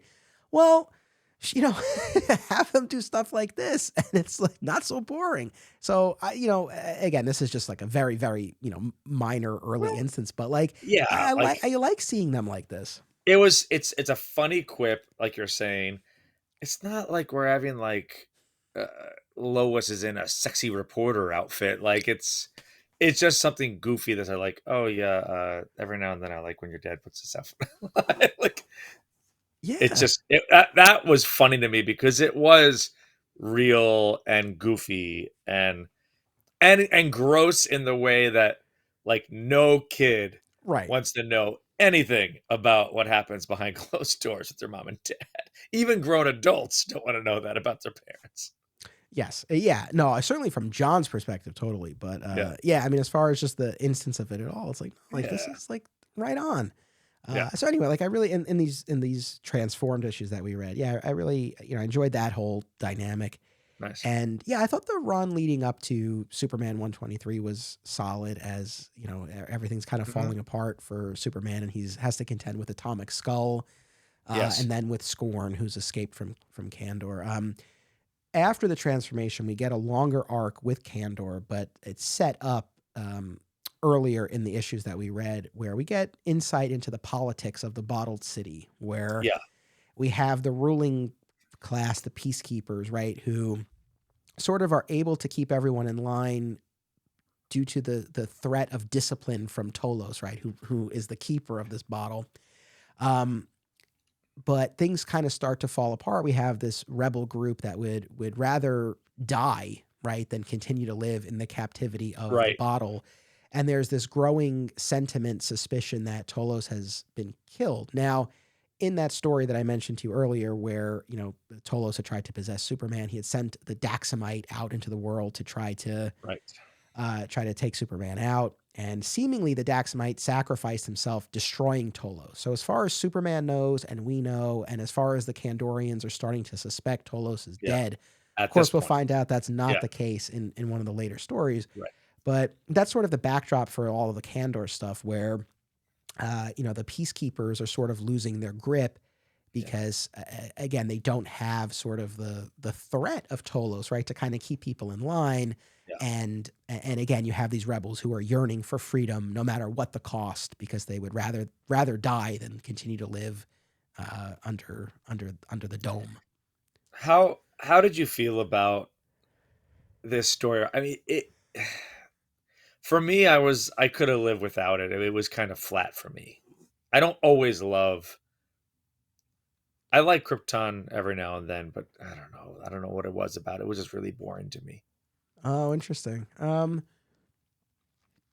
So I've been kind of hard on Pocket Universe Zod, Protoplasm Supergirl, and this non-Kryptonian Candor in past episodes. And my argument Right. has essentially been not against the creators, but more against DC. It's like, what is the purpose of having these edicts that, Superman Oh, can be the only survivor if you're going to open up these other lanes for yeah. arguably lesser versions, right? Right. Why make it a pocket universe Zod? Like, just have Zod, right? Yeah. I do think the creators did as best they could within the constraints they had. I just, again, more from that big picture perspective, it's like, just like, what are we doing here? However, I think just in the context, right? Like, if you feel the need to have a bottle city, but it can't be Kryptonian, I don't know. I mean, I think this is a fair enough substitute, right? That you have these captives from all of these different worlds, and again, the Yeah. politics, kind of puts a little bit of a different spin on it to an extent. But the other thing I was thinking about was, in fairness, sometimes when you strip everything away, right, you're testing, you're testing the viability or the endurance of whatever it is. And so the fact Mhm. that we removed the traditional Zod, the traditional Supergirl, the traditional Candor, and Crypto, Right. right? Yeah. And they all came back eventually. You could attribute that to just, hey, changing of the guard at DC, policies change, but I don't know, on a more like meta level, it's like these ideas maybe were just so strong that they couldn't be kept Right. out for that long. So maybe there's some value, right, in taking them off the board and having to work around them the way that they did here. And maybe I'm being too generous. I don't know, but I didn't mind these. I didn't mind these stories. I thought they worked well enough for the context of the era we were in. Yeah. So again, like I wouldn't say I'm negative or positive about it. I didn't know what I But didn't not flat, you said. that's a good way to say it. Just kind of meh. Like I didn't I guess it's not memorable either. It's something that I remember like, oh, okay. I remembered Scorn. I just didn't know where Scorn came from. It's like, oh, okay. Like, and then of course at the end of the arc we learn about Tolos, and it's a very brief like taking over of Superman. I mean, it's like pages, and then he figures it out pretty fast, and Hamilton helps figure it out, and then now he's in the barrier wall of the bottle city. So it seemed again like a very like quick, going to finish up, like get done, move on to the next thing. So maybe that was also what left a weird taste in my mouth. No, I hear you. I hear you. You know, the other thing with Scorn, not to nitpick, but so his name is Saratak, right? But of course he comes out of the bottle, and it's so the other little twist here is it's not technically a bottle, right? It exists on a different like Right. plane of reality, and you're like phasing in and out of it, and it's not a glass dome per se, but it's this dimensional field. Anyway. Yeah. Oh, side note, I don't want to forget this. We're talking about like how he got these powers in part 2 of Power Struggle, or part 3, like when he's trying to get to the fortress, Yeah. and he loses power in that racer that he's in, and he ends up at that power station, and there's that energy being that they're Oh, contending right. with, Yeah. and like he takes in the energy being, right, to sort of control it, and then they're able to sort of like siphon it out from him.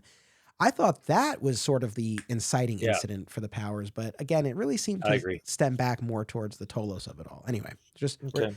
Josh, we're keeping track of this. I'm gonna do my best to have a. It might come down to me tweeting at Dan Jurgens and being like, "Hey, like, what's this all Ah. about? What was this all about?" But when Scorn comes out and he has this physical confrontation with Superman, who's like powers are all over the place at this point. He's Yeah. he can't maintain his physical form, and he's bolting here and there, and frying electronics. Right, he's frying the electrical grid. It's Metropolis is chaos at this point.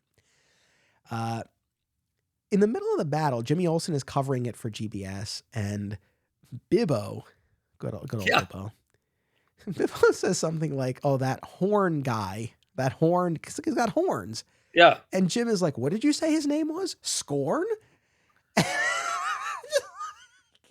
It's like, guys, It's pretty rough. eventually we're going to put Scorn in the Superman costume. So, yes, having his name start with S makes sense. But I feel like there might have been a more like elegant way to get there. Yeah. Also, on what earth would Bibbo? I love Bibbo. I love him Yes. to death. But Jim, but on what earth would Bibbo be the one who like has the inside scoop on this, this creature? Yeah. So anyway, again, we have said publicly we love this cast of characters.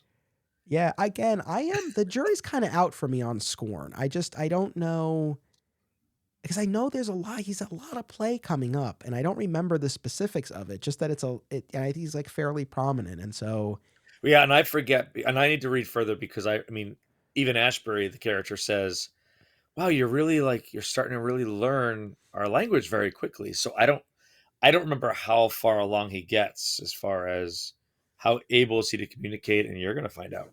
But I will. Part of me feels like, hey, was this just born out of a desire to have someone in the red and blue costume while Clark is electric? I don't know. And if so, I mean, maybe not. I mean, maybe it really was this idea, like this whole Beauty and the Beast sort of romance that's going to develop, and the fish out of water. He comes out of Kandor. He's in this new world. He doesn't speak the language. There are a lot of things to play, but part of me wonders if it, to whatever extent, it stems from, hey, we got to have the traditional costume on someone here. I don't know. Maybe give Eradicator another spin, or I don't know, some other character. I wonder if Scorn was necessarily like the best vehicle for this, but I'll keep an open mind. Maybe bring Steel back. I don't know. Like always Steel, but Steel had his own book at the time, but he could, he could split his time. He could split his time. Yeah, I would always take Steel. Always. Always. Making a crossover, it'd be fine. Yes. Yeah, no, for sure. So, we eventually get to this point. Again, he's dealing with Atomic Skull. Yep. Again, in this category of, I appreciate the attempt. He's trapped in, his mind is trapped in this movie serial, right? He thinks Lois is someone named Zelda, and Superman is Dr. Electron or something like that. I forgot about all that. Yeah. It's look, they're not all going to stick. I appreciate that there was this attempt to expand the Rogues Gallery. But eventually we get to Superman 123 and the donning of this containment suit, which is it's sort of a jam. It's a jam effort, right? We have Emil Hamilton and Kitty Faulkner, right, with Star Labs. Right. Emil has co-opted some Kryptonian technology, but the coup de grace, the way that we're able to actually bring this all together, comes from none other than Contessa and LexCorp. Contessa, yep.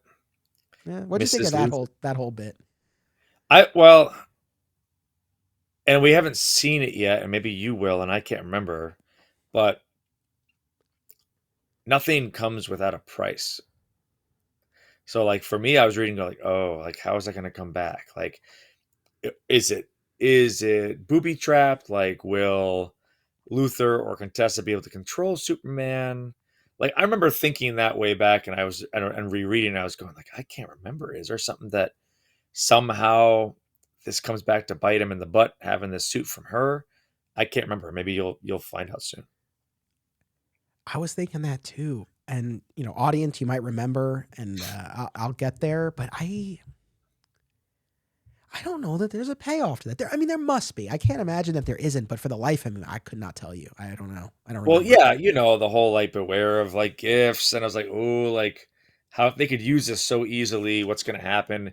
Is something implanted in it? So, yeah, that was the first thing. I thought it was cool, actually. I was like, oh, she's got the answer. Here it is. There's not in what we read, there's not a ton with Lex and Contessa, except the fact we find out that she's pregnant. Right. Which, of course, will yield Lena Luthor later on. We'll get there. Although I did this great bit where, two things. One, Lex says something to her like, I can't even find out how old you are. Like, and he's concerned about the health of the baby. And she's like, how dare you question this? And one of the last things we're going to talk about is the End of the Century graphic novel by Stuart Immonen, which I've never read. Oh, okay. But I know that gives a bit of her backstory, right? And there's an immortality component here. So I'm curious to get to that. But she's, even before that, like she's mad at Lex for getting her pregnant, essentially, Yeah. and sets him up. Right, there was all this business with Lori Lamaris selling these sunken treasures that she found, Yes. and uh, it's a little cloudy as far as exactly what Contessa does, but sets it up to make it look like Lex is kind of responsible for this, and like he's placed under house arrest, and she's like, "Well, you'll probably be out of this in 9 months." So basically, like you're confined here for the same time that I am. So I just thought that Yeah. was a funny bit. I mean, it was kind of cool. We saw a lot of familiar faces come back too, and both characters and creative people too. Like I was super excited to see Tom Grummett like again, and I was like, oh god, I just miss his work on the books. It was cool. We saw like the Ray was back. Obviously, we see the Atom come back, and the Atom's got a big thing in the second half of that. Metallo is back. Yeah, I mean it was kind of. I mean, I like that aspect. Or like, oh, there's familiar characters being brought in, and it's not. It's almost like Dead Again, where we saw a lot of like you kind of go through the DC universe. So that was fun to me. Yeah, that was cool. And right after he gets the new containment suit, he fights. He has to fight Metallo, and this is Right. an upgraded Metallo. I think this was after like the Underworld Unleashed business. I think this stems from that, if I'm not mistaken. I could Yeah. be wrong, but he's basically like a transformer Yeah. in this, which And his head is like his head always shows up in weird places. I are you a Metallo fan? I, I'm a Metallo fan from the like the core John Corbin Kryptonite Heart Metallo. That's it. Past that, like I'm done. Like I don't like all of the like how do they make like this the transformer or they make him changing into big stuff and growing. And I was like, no, he's he's an android with skin and a kryptonite heart. That's it. Yes. Yeah. I like. I don't know. I've always wanted to like Metallo more than I do. Yeah. I know when we did our animated series mixtapes, Jeremy was like really into Metallo, and I wish I could meet him there. I don't know. Your mileage will vary on these characters, Yeah. and I've always wanted to like Metallo more than I have. But going back to what's going on currently, I am really excited because I know Philip Kennedy Johnson's got big plans, and even in Action 1050 and the Kal-El returns that we already talked about, Yeah. he's setting up sort of an upgrade for Metallo and has plans, and we're getting more about his backstory. So I want to like Metallo even more. So hopefully we'll get there. But yeah, and I have to say, like, it was cool in the Byrne relaunch, right? Superman #1, the first villain he goes up against is Metallo. So here, right, he gets his new powers, and the first villain he goes up against is Metallo. Yeah. So I thought that was fitting. The containment suit that Superman gets is visually, kind of bare bones, and then Superman, Yeah. puts the flourish of the S and everything. And his first stop is, because they have him in this chamber, right, in Star Labs, and really time is running out. Is down to the second where his form is just going to dissipate and he'll be lost forever unless he can pull himself together and get himself in that suit. And they kind of both disappear, and it's like, Lois and Hamilton, like, they don't know what happened, and of course Superman was able to pull it together. And his first stop is the farm, which I thought Yeah. was very nice, a la Man of Steel, right, where he flies, that iconic Yes. shot of him flying up from the farm. And so the first place he goes is there, which I thought was nice. That's the only time we see the Kents, I think, in all these issues that we read. In all the issues. Yeah. Yep. Yeah. And it was like a nice picture too of like Pa looks just so happy, and then that's when he flies away, and then it's like the last page of I think he even said this is a job for Superman in that case too. Yes. Yep. He's now the man beyond tomorrow. Being the Yes. man of tomorrow is not enough. And I guess too, we're coming up on end of the century, right? And so technology is changing, and I kind of like putting myself back in the context of that time. The idea of this electrical energy being, it's not like, oh wow, why'd they come up with that? You can understand why that was the take at that time. So I am a little. Do we ever see Livewire come back? I don't think Livewire makes her actual comics appearance until much, much later. Like much later, yeah. I was it was interesting, like, 'cause it seemed Did he ever travel through things? Did he ever go through like she did, where she could go into apply, like, she can go through electrical current and then appear in the next spot. He would almost just teleport, right? Yeah, there was one of the issues that was in this reading, I think, where he comes out of Lois's phone, a la the Atom. Yeah, I don't. kind of. So okay, again, I don't mean to nitpick, but I felt a little. Tell me what you think. Because maybe I was just missing stuff or was off or whatever, but I felt like I don't know how consistent it necessarily felt in terms of exactly what the powers were from book to book. Because there's one of the issues. I think it was an issue of Action Comics where he uses a vision bolt that's Yes. essentially heat vision. And Yeah. I remember reading that. I'm like, where the F is this coming from? Because the whole thing was like his powers are different. And it Yeah. seems like essentially he just has heat vision. So, like, and I know No, they coordinate and yeah, what? they're vision bolts, Anthony. Yeah. Those are So two very different things. One is heat and one is electric. the thing is, I can get on board with that. It was just that it just came out of nowhere. I mean, there had been so Yes. much discussion about what he can and can't do. Oh, right. And then They all of kept a adding sudden, things. yeah. Things kept getting added. I noticed that a lot. It's like, oh, I can teleport, poof, and then he was like show up in a different location. So I didn't love that. That I felt like they were making up things like like 1 week. What else can we give him? Let's try this. I didn't love that feeling. I know we said it's a cool look at the beginning of the Yeah. episode, but more specifically, I guess, and I had sent you the original Dan Jurgens Yeah. design, which of course wasn't used. They went with the Ron Frenz design. The Jurgens version was more Kryptonian. I was just Yeah. curious, and I'll post this on social media too. I know maybe people have seen it, maybe not, but I'll post it. Yeah. But any other impressions on that original unused design? Well, like I told you, like I really liked that design, but it did feel a little too rehashed Booster Gold look. I felt it almost looked a little bit like that Hunter Prey outfit, actually.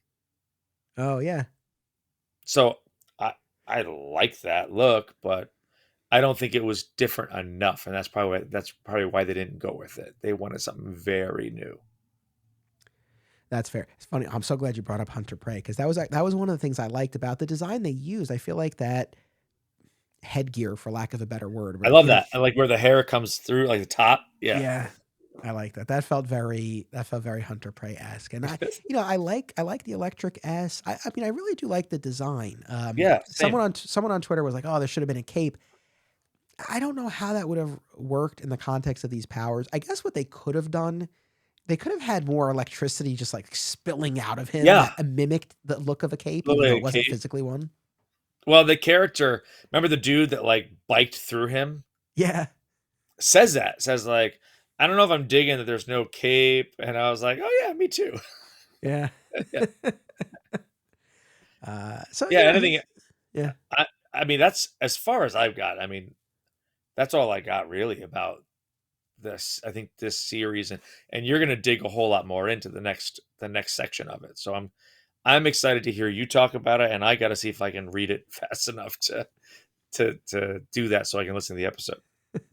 Well, I hope you do, and I hope you enjoy. But if not, you can listen, and that can be the way that you sort of There you relive go. the stories, and I Yeah. think that works too. And that after the whole Metallo series, I mean, that essentially brings us to that Candor multi-part story, which we've already, I think, Right. hit on a lot of the major beats where. Mhm. Emil Hamilton is able to monitor the city and sees all of this unrest, and Superman enlists the aid of Adam to go in and try to quell the situation. And over the course of this story, there's a Kandorian who's helping them. Well, I forget her name. It's like Farron or something, right? Fayern. Yeah. Farron. Yeah. And the twist here, spoiler alert, is that Tolos is not dead. He's alive, and he's been controlling her. I thought Mhm. that was a pretty good twist because I reading it, I'm Yeah. like, well, you figured there had to be some twist, but I just thought she was gonna double cross them. The fact that it was actually Tolos, like I didn't remember that, and I was like, oh, okay, like that's decent. I agree with you Oh, though. His possession of Superman is it's pretty short lived and pretty easily dealt with by Hamilton. I forgot there was one thing that pissed me off. Okay. Where did we learn about his powers that he can look like anyone else? Well, his Goes into like the clothes, oh but that doesn't make any sense. no, because then he takes over. He looks like a guard. Remember? Like I was like, Yes, no. but wait a second. No, okay. I think we're miffed about slightly different things, but we're Yeah. both annoyed. So let's let's hold on to this. Okay. No, you're right, because they make a whole point about how, and you mentioned this at the beginning, right? When he Mhm. phases out of being Superman, right? Right. He's Clark and he's normal. He's Yes. human. Yes. Which, again, going back to what we were saying about the intent of the creators and the integrity of the creators, I give them credit, because I think like this was a way to, okay, what's a different spin we can put on this? Well, when he's Clark, he gets tired, he gets hungry, he gets hurt. Right. That's different than what we've experienced before. So I thought that was a neat bit. But in the beginning, it's like he doesn't know how to shift his clothes. And he's like flying naked through the sky as he's zapping back and forth. And then it seems like he's able to, preserve his clothing, like whatever he's wearing as Clark, right? He can, kind of phase back into. But in Candor, he Yeah. just phases into the guard uniform. And Yes. I feel like that was another instance, like those vision bolts, where it's like, that's great. Yeah, Where's but this like, coming from? where'd that come from? Yeah, that was. I remember that. I remember that. Me going, what is that? Like, Yes. And this is a little bit of a tangent, but the Atom. This is the version of the Atom from after 0 Hour, right? Who's been de-aged, which mm, so funny. It is really funny, because he's like trying to repair the environmental yeah. machinery, right, in Candor, right? Their atmosphere is failing because the Yes. rebels have tinkered with it.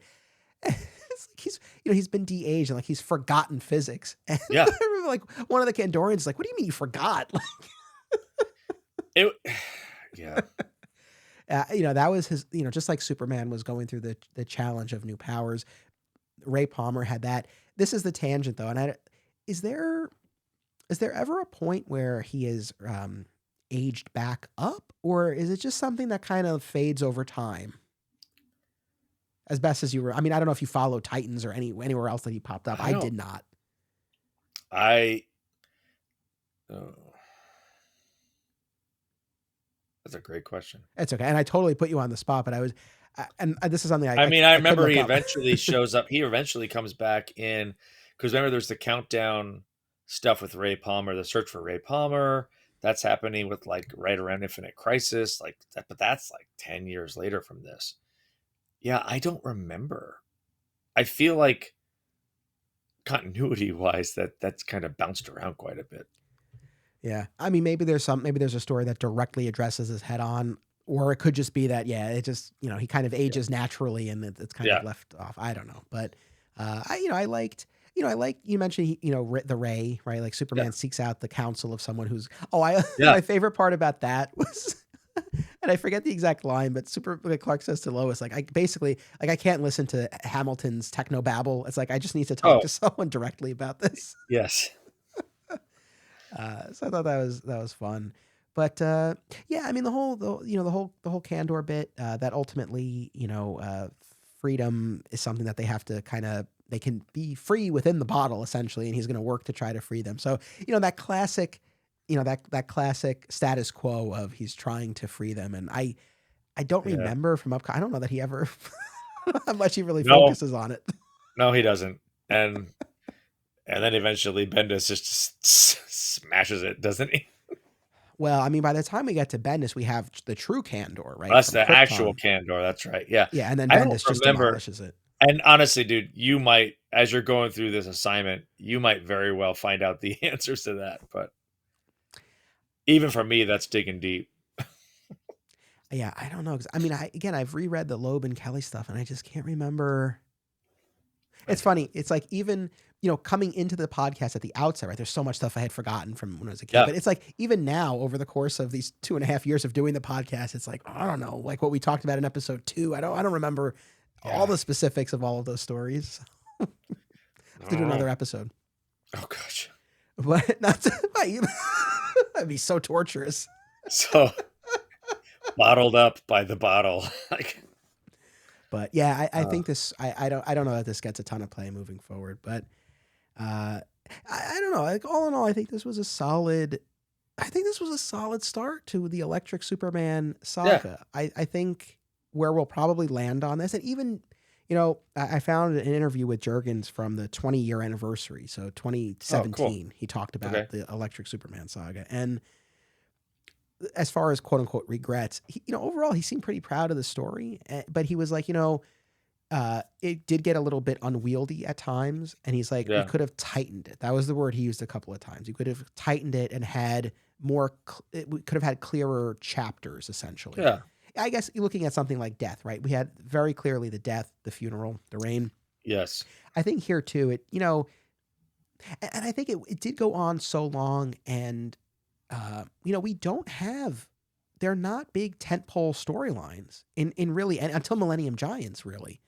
And I think No. that sort of lends itself to this feeling of like, oh, okay, like we're just in this, we're just settling into the status quo, as opposed to, hey, this is the Electric Superman saga, Chapter 1, Transform, Chapter 2, Well, Red and Blue. exactly right. Yeah, like they could have Power Struggle could have been the first Power Struggle transformed. Uh, yeah, I don't know what they would have called the next one. I don't know. It could have just been two Shock, parts. It could have been shock to the system. I mean, maybe. But I think that ultimately where we'll probably land is that had this been, instead of a full year, right? Yeah. Like 52 books, because we had a weekly Superman story. Instead of 52, if this had been 20 or 25, right? It probably would be regarded maybe a little bit better by the fans generally. Yeah. God, I can't. I still 5 books a month. That still is incredible to me. I mean, that's 5 books a month. That's 60 books a year. Four Oh no, yeah. Man So of it's Tomorrow still was 50. Court. It's still 52 books, but that's Yeah. a lot. That's a lot. And considering, like you said at the beginning of the episode, the fact that it was that consistent across teams, like they didn't always even hit that during death. Like and they didn't always hit that mark together. Right. No, it's really something. So we could certainly circle back if there's anything else electric wise we didn't talk about. Yeah. But I don't, I'd be remiss, because especially you carved out time to read this one issue of Superman that otherwise you were going to skip. But it's a one off by Dan Jurgens. I think it's issue 121. I want to say. Yeah, it's a hard cover too. Yeah, people might remember this cover. Are you holding up the issue? Good man. Yeah, it's black and white except for Superman's red cape, and he's Covering a standing body. over apparently a slain body, and he's looking Yeah. away. And this was written and drawn by Dan Jurgens. It's Yeah. totally a one-off. It is not connected in any way to Power Struggle, Transformed, and it's about this project within Suicide Slum. And I'm going to toss it to you first. Like, what was your take on this story? It's definitely, it's so cool. Even the cover, it's a racial and social commentary. It's clearly a black child under the cape, and there's bullets, all bullet casings all over the ground on the cover. It's pretty powerful. And the book itself, there's a lot of layers to it about what's it like living in, whether it be Suicide Slum or what they think they call the Simon Projects, or but back in the Chicago days, there was Robert Taylor homes in Cabrini Green. There are definitely sections of New York City that were like that. You knew those neighborhoods; they were hard. And one of the lines that said like it almost was a prison where the criminals were kept in that neighborhood, but unfortunately, there were other people living in the prison with them, and you couldn't really escape for various reasons, whether it be finance or like socioeconomic, but you were kind of stuck there and you're trying to make the best of it. And there's kids growing up, and it's a story of a young girl who witnesses a drive-by shooting, and then the drivers, knowing that she knows and afraid that she's going to talk, go after her and they're going to kill her. And it was a very interesting commentary that, through all these Superman stories, how often do we really see him address or look out for these neighborhoods? Like, he's of course dealing with something against the entire world, Lex Luthors of the world, and that kind of stuff too. But right around the corner, just like we all have our projects or hard places that are dealing with stuff that we don't deal with, and as Superman maybe unintentionally was turning a blind eye to. Yeah, well said. I echo all of that. And, we got Bill Henderson here. Inspector Mm-hmm. Henderson gets some play right as he's investigating, and, Clark comes down. And yeah, I mean, there's a lot of talk about how, like now they're turning their attention here. But there's a remark either by one of the cops or by the residents themselves about how it's Yeah. quote unquote flyover territory for Yep. Superman. And, it's a real eye opener for him. Mm-hmm. I found Clark frustrating, right, in this story because he is publicly, right, like on the streets of Suicide Slum, like talking to Yeah. this girl, this witness, and her mother about coming forward, and as they share with him, and as we're screaming at him reading this, it's like you are signing her death warrant. It's Oh like yeah. they are going to come after her. Like, what are you doing? But it's just like he is. I think as both Clark and Superman, he is ill equipped for this because as Superman, right, he goes there and he rounds up all the guns and all the drugs and all this stuff, but you know, and then later Henderson, increases the police presence and there are a lot of arrests, but it's like more move in, right? And we do get this line about Mr. L, right, supplying them with weapons, right? So Mm-hmm. of course Lex is, sowing the seeds of this chaos in Suicide Slum. So there's that little wrinkle, but that's ultimately not the point of it. But and sort of ending on this note of Superman, or maybe this is more Clark's article, I forget exactly, but this kind of idea that there are larger, we're talking about some of the symptoms, right? But there are larger causes at play, right? And those need to be like there are systemic issues here that really need to be addressed that, Yeah. kind of speak to larger questions and larger conversations. But I thought it was such a powerful story. And thankfully, Yeah. the little girl seemingly, it seems like she's done for, but Yeah. she actually makes it. And there's this wealthy benefactor who reads Clark's article and, sets up this girl and her mother with a new home. And it's, they get a nice ending. But Right. as far as this project itself, you Yeah. don't necessarily get the sense that much is going to change. But at least now it's on Superman's radar. But it was, I thought it was a really interesting story. There's something really powerful too, where Superman is blocking the bullets in front of the mom and the daughter, and he's so focused on stopping, he sees it coming, only to not realize, which was also kind of hard to believe, but to see that even Superman is focused here, the guy behind shoots the girl from behind, and that's how he gets her. And that was like, oh my gosh, like even he was fooled. Like, and like, if he can't catch this to happen, like, what are regular people supposed to do? I think that scene is probably represents the struggle or the tension of this entire issue, right? Of Yeah. like so focused on what's right in front of you, right? The hail of gunfire coming your And way. Or you in his miss. case, Yeah. right? Like in his case, the city level or world level or Yes. universe level threats, and you're missing like what's right It's right behind you. there. Yeah. Yeah. I, you know, I don't I didn't come across anything as far as the background or production of this issue. What I thought was interesting was that Jurgens had long since stopped drawing Superman. Right at Yeah. 100, that was his last one. Right, so we're Mhm. talking a year and a half later, and like we said, this one is totally divorced from the ongoing storyline. I wonder if this was something that had been Yeah. I created a bet. while ago. I got that Or sense. yeah, or I wonder if yeah, I mean, it could be just something he said, like, I need to tell the story, or something he read struck a chord. And that's the gift of having a medium that they have. You know, whether it's a visual artist that something strikes a chord in their heart, they create that painting that captures that moment that they noticed something. Maybe Dan Jurgens noticed something and it said, like, I need an issue to do this.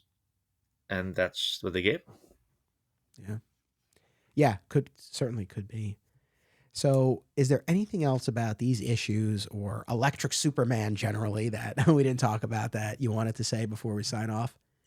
Um, I was thinking about, we were talking about nostalgia. Like, I think I would compare Electric Superman to how I still love uh, things from the 80s, like Thundercats, or certain cartoons that still like hold a special place in my heart. But when I go back and I watch them, I enjoy them still, but I'm like, oh, okay. Like it's nothing that stands out really awesome to me, but it's the nostalgia and the character and the look and the vibe and the memories that I go, I really appreciate that.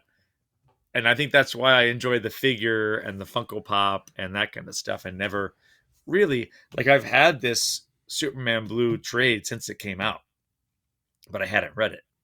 And this is the first chance I had to read it. So that can kind of tell you a little bit there too.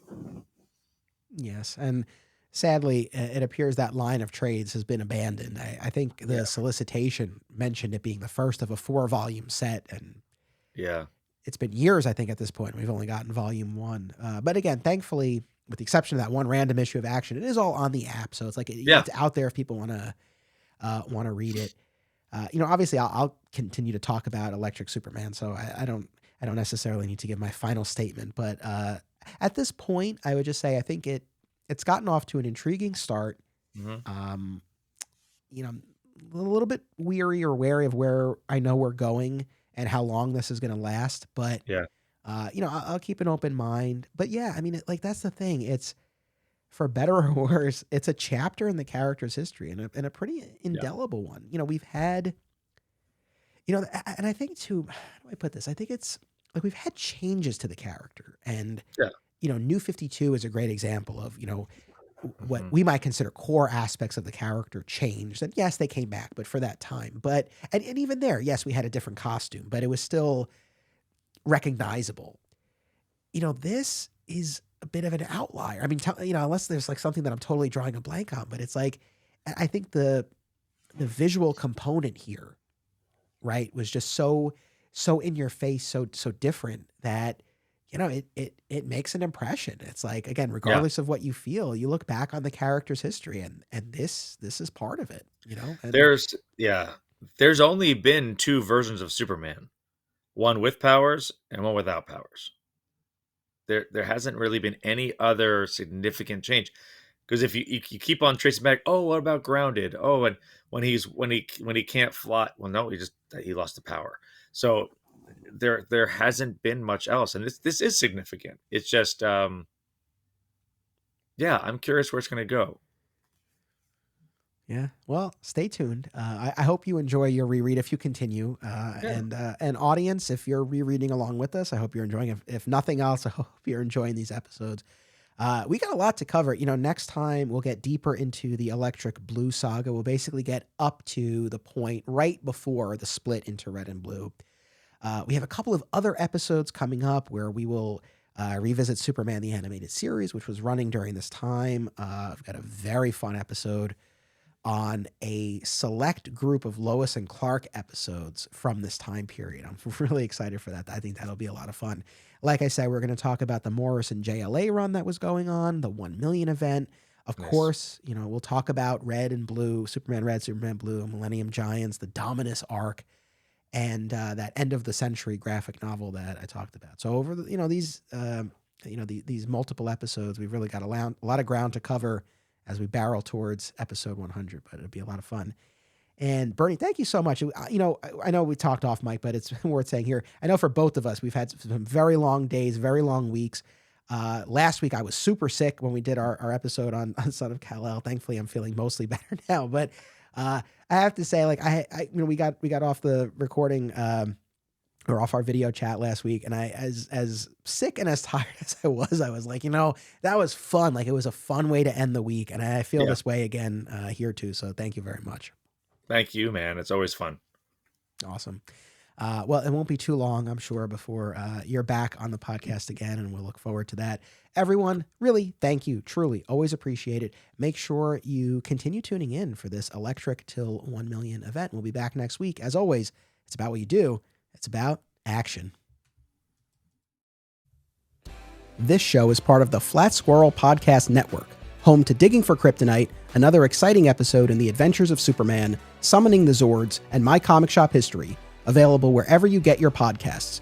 Be sure to subscribe and leave a review today. Sign up at patreon.com/Anthony Desiato for additional content. Thank you all.